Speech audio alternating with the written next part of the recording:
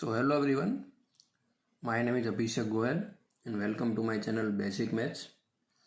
So इससे पहले मैंने दो पार्ट बनाए थे टाइप्स ऑफ मैट्रिक्स के बारे में, जो मेरे प्लेलिस्ट में होंगे अगर आप चेकआउट करेंगे तो। उसमें मैंने पहले 5 मैट्रिक्स मैंने पहले पार्ट में बताए थे और फिर 2 matrix symmetric and skew symmetric matrix मैंने पार्ट 2 में बताए थे। तो इस पार्ट में भी हम 2 टाइप के मैट्रिक्स देखने वाले हैं, जिसका नाम आपने शायद ही सुना हो। I am not too sure आपने सुना हो या नहीं सुना, बट ये आगे चल के बहुत इंपॉर्टेंट होते हैं। इसको आप ध्यान से देखिएगा और अगर आप नए हैं तो चैनल को सब्सक्राइब कर सकते हैं। अगर आपको वीडियो पसंद है तो वीडियो को लाइक भी कर सकते हैं। सो बिना कोई टाइम वेस्ट किए शुरू करते हैं। सबसे पहले जो मैट्रिक्स के बारे में मैं आज बात करने वाला हूँ वो है नीलपोटेंट मैट्रिक्स।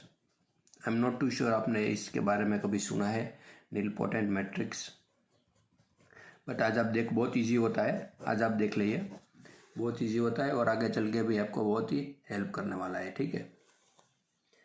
सो ये नीलपोटेंट मैट्रिक्स होता क्या है, मतलब इसकी डेफिनेशन क्या है। हम कोई मैट्रिक्स है उसको देख के हम कैसे फाइंड आउट करेंगे कि ये नीलपोटेंट है या नहीं है। इसका जो सबसे मेन जो स्टेप होता है वो होता है a⁻k = 0। ये क्या है मैं आपको बताता हूँ। और यहाँ पर k जो होता है वो होता है नीलपोटेंसी इंडेक्स। फॉर एग्जाम्पल, अगर कोई मैट्रिक्स है A 1 2 3 -1 0 1 2 4 1 3 × 3 का ये मैट्रिक्स है, ठीक है। और यहाँ पर मैंने लिखा है a⁻k = 0। अब k क्या हो सकता है यहाँ पर, अगर मैं k लिखूँ 1 2 3 अप टू एनीथिंग, ठीक है, n नंबर। a⁻1 मतलब a = 0, मतलब ये पूरा जब सब रो और सब कॉलम जब 0 0 हो जाएगी, मतलब a⁻k = 0 0 0 0 0 0 0 0 हो जाएगी, तब ये मैट्रिक्स नीलपोटेंट मैट्रिक्स कहलाएगा। फॉर एग्जाम्पल a ये है। अब फॉर एग्जाम्पल अगर मैं a² करूँ तो अगर सब टर्म सब रो और कॉलम 0 0 आ जाएगी तो a² हमारा a मतलब नीलपोटेंट मैट्रिक्स हुआ और a² = 0 0 हुआ।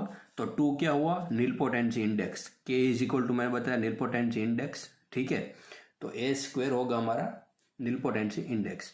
तो जो कोई मैट्रिक्स नीलपोटेंट है या नहीं है वो हम कैसे चेकआउट करेंगे। अगेन ध्यान से सुनिए कि अगर आपको समझ में अभी भी नहीं आया है। ए मैट्रिक्स है उसको a² करेंगे। a² कैसे, a और a का मल्टीप्लिकेशन, ठीक है, इसका इसी के साथ मल्टीप्लिकेशन करेंगे। अगर आपको मल्टीप्लिकेशन के बारे में नहीं पता है तो मैं आई बटन पे लिंक दे दूंगा। मैंने ऑलरेडी वीडियो बना रखा है मैट्रिक्स मल्टीप्लिकेशन, बहुत ही यूनिक मेथड है और इजी है, आप जाके चेकआउट कर सकते हैं, ठीक है। तो ए के साथ मल्टीप्लिकेशन तो a², अगर वो ये 0 0 आ रहा है तो उसका मतलब वो नीलपोटेंट मैट्रिक्स है। अगर मान लीजिए a² ये नहीं आया 0 0, कुछ और आया, ठीक है, तो a² का फिर से a के साथ हम मल्टीप्लिकेशन करेंगे। अगर वो 0 आ रहा है तो a³ होगा, ठीक है। a² का हमने a के साथ मल्टीप्लिकेशन किया, a² × a, तो बना क्या, a³ = 0 0 आ रहा है, मतलब 3 जो होगा वो इसका नीलपोटेंसी इंडेक्स होगा। समझ में आ रहा है, तो वो a³ हमारा 0 0 हो जाएगा। इसकी कुछ प्रॉपर्टी भी होती है जो अगर आपको पता है तो आप बहुत ही आसानी से इसका फाइंड आउट कर सकते हैं कि इसका नीलपोटेंट मैट्रिक्स है या नहीं है, ठीक है। इसके बारे में मैं बात करता हूँ कि इसकी प्रॉपर्टी क्या होती है। इसकी सबसे जो मेन प्रॉपर्टी होती है कोई मैट्रिक्स नीलपोटेंट है या नहीं है, वो हम कैसे चेकआउट करेंगे, तो उसका डिटर्मिनेंट हमेशा 0 आएगा, ठीक है। एक तो मैंने तरीका बताया, आप उसको a से मल्टीप्लाई करिए, a² करिए, a³ करिए, वो ज़्यादा लंबा मेथड हो जाएगा, ठीक है। तो मैं यहाँ पर आपको शॉर्टकट प्रॉपर्टी बता रहा हूँ जिससे अगर कोई मैट्रिक्स दिया है वो हम तुरंत ही फाइंड आउट कर सकते हैं वो नीलपोटेंट है या नहीं है। उसका मेन जो होता है प्रॉपर्टी वो होता है मैट्रिक्स ऑफ a = मतलब डिटर्मिनेंट ऑफ a = 0। और दूसरी जो प्रॉपर्टी होती है summation of aij where i = j और ट्रेस = 0, मतलब जो डायगोनल के एलिमेंट हो गए उन सभी का समेशन 0 आएगा। फॉर एग्जाम्पल अगर मैं एक मैट्रिक्स लूँ, एग्जाम्पल लगे समझाता हूँ आपको। कोई मैट्रिक्स सपोज A है 0 1 0 0। अब इसका मैट्रिक्स और डिटर्मिनेंट फाइंड आउट करेंगे तो 0 ही आएगा, 0 0 माइनस 0 0 तो 0 ही आएगा। पहली प्रॉपर्टी फुलफिल हो रही है। दूसरी क्या है, ट्रेस इज इक्वल टू 0, मतलब इन दोनों का समेसन, ये डायगोनल एलिमेंट हुआ है ना, मेन जो डायगोनल है इन दोनों का समेसन 0 आ रहा है, बिल्कुल 0 है, मतलब ये दूसरी प्रॉपर्टी भी फुलफिल कर रही है, मतलब ये निलपोटेंट मैट्रिक्स होगा। ठीक है, ये निलपोटेंट मैट्रिक्स होगा। अब हम उससे दूसरे तरीके से जो मैंने पहले बताया उससे सोल्व करें। फॉर एग्जाम्पल अगर ए को मैं ऐसे मल्टीप्लाई करता हूँ, ए स्क्वायर 0 1 0 0 0 1 0 0, ठीक है, इसका मैंने क्या आपको बताया था तरीका, रिवर्स एल। ठीक है, ये आप याद रखिएगा, पहली रो पहली कॉलम, पहली रो दूसरी कॉलम, ऐसे पहली रो पहली कॉलम, 0 इंटू 0 0, ठीक है, फिर 1 इंटू 0 0। अब पहली रो दूसरी कॉलम, 0 इंटू 1 0, 1 इंटू 0 0। अब दूसरी रो दूसरी कॉलम, 0 0 है तो 0 ही आएगा। ये अब दूसरी रो और दूसरी कॉलम, 0 0 और 1 इंटू 0 इंटू 1 0 प्लस 0। देखिए क्या आया, ये 0 0 0 0, मतलब ये निलपोटेंट मैट्रिक्स होगा और इसका इंडेक्स क्या होगा 2।